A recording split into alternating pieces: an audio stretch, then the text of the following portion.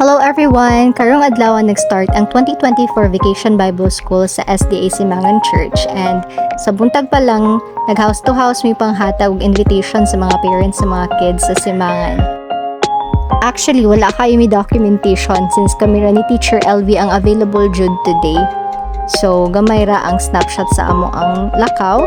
Sa buntag gaulan na, so galisod jud mi o kat-kat sa mga bungtod ganito Simangan no sa peak area, pero among di house to house ang mga balay aron officially invite ang mga bata ngadto. So ubay-ubay sad mig naadtuan, medyo delikado sa jud kaayo kay danlog siya og lapok sad ang among mga naagian.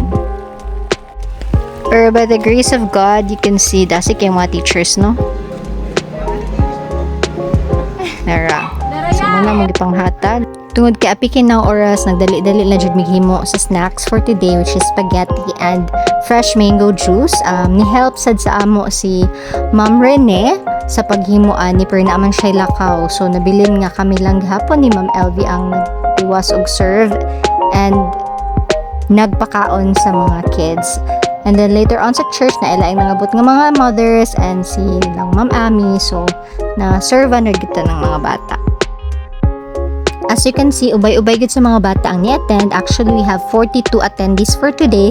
And expected pa na nga mudaghan as the days go by. So, if your kids are not part of this group for today, please let them join starting tomorrow because tomorrow is actually the start of our classes.